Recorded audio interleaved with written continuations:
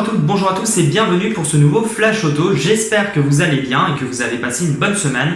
Tout de suite, je vous propose de revenir ensemble sur l'actualité automobile qui a marqué cette semaine.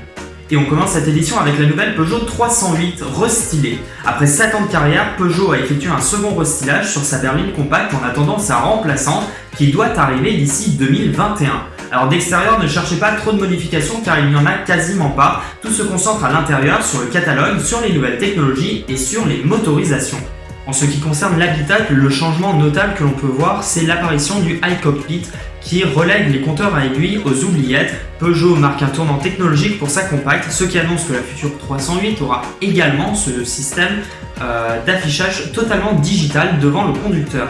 L'équipement évolue avec seulement 3 niveaux de finition au catalogue, Active, Allure et GT, qui seront complétés ensuite par des packs optionnels, appelés tout simplement Option Pack, qui rajoutent en plus des équipements de série, d'autres équipements. La gamme moteur évolue pour se concentrer seulement sur 4 blocs, 2 essence et 2 diesel. Il n'y a donc plus le 2 litres HDI de 180 chevaux du côté des diesels, mais seulement un 1,5 litre de 100 chevaux ou de 130 chevaux. Et côté essence, il y a seulement un 1,2 litre qui développe soit 110 chevaux ou soit 130 chevaux. Ils sont associés en boîte manuelle ou alors avec la boîte automatique. En ce qui concerne les tarifs, ils n'évoluent pas beaucoup. Le ticket d'entrée se situe à 24 300 € pour une 308 berline en finition active avec le 1,2 litre de 110 chevaux. La version diesel, quant à elle, est disponible à partir de 25 000 € environ. Et pour ce qui est de la version break, c'est pareil, environ 25 000 € pour le 1,2 litre de 110 chevaux.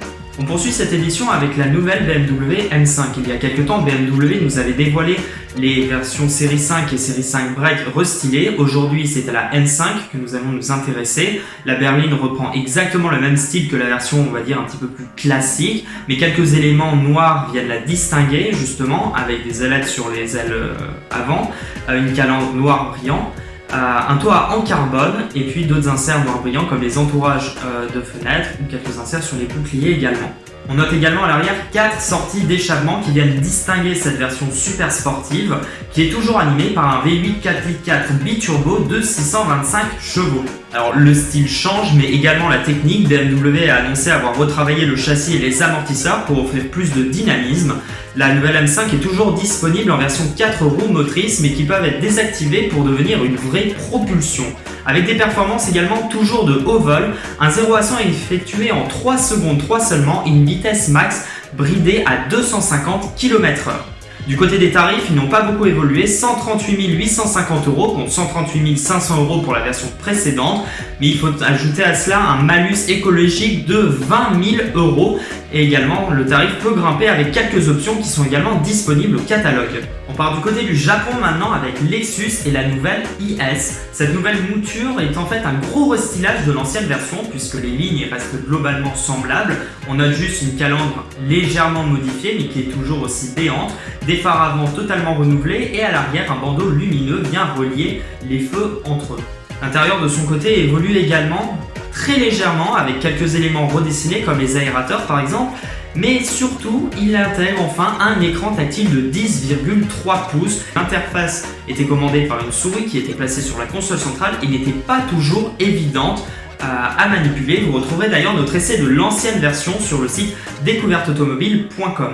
Malheureusement, cette nouvelle version de la IS ne sera pas commercialisée en Europe. En effet, Lexus enregistre des ventes trop faible et c'est bien dommage puisque au niveau moteur il y avait de quoi se faire plaisir. À côté du 2 litres se trouve maintenant un V6 3 litres 5 atmosphérique. En plus il faut noter que cette Lexus est une propulsion donc finalement c'est un petit peu une philosophie sportive, une philosophie dynamique que la berline peut nous proposer. On revient sur des véhicules un petit peu plus grand public avec le nouveau Seat ATK.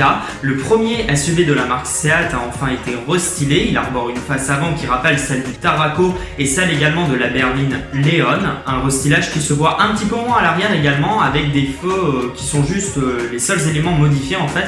Ils ont une signature lumineuse différentes et des clignotants défilants. L'intérieur évolue quasiment peu, Seat annonce la mise en place de nouveaux matériaux, un écran tactile qui passe de 8 pouces à 8,25 pouces et surtout un digital cockpit, un combiné d'instrumentation numérique qui sera disponible de série sur les finitions FR et Experience, qui sont les finitions haut de gamme, et qui sera disponible en option sur toutes les autres finitions du catalogue. Ce recyclage permet également de faire du ménage sous le capot. Le 1,6 litre TDI va être définitivement supprimé du catalogue et il sera remplacé par un 2 litres TDI mais toujours de 115 chevaux associé à une boîte de vitesse manuelle. Les versions les plus puissantes sont le 2 litres TDI de 190 chevaux et son équivalent, le 2 litres TSI de 190 chevaux également, tous les deux associés à la boîte DSG automatique à 7 rapports. Il faut également noter que ce Seat ATK va bénéficier de nouvelles aides à la conduite qui pourront lui conférer un système de conduite autonome de niveau 2. Et on termine cette édition avec un véhicule que vous ne connaissez peut-être pas, il s'agit du Mazda BT50.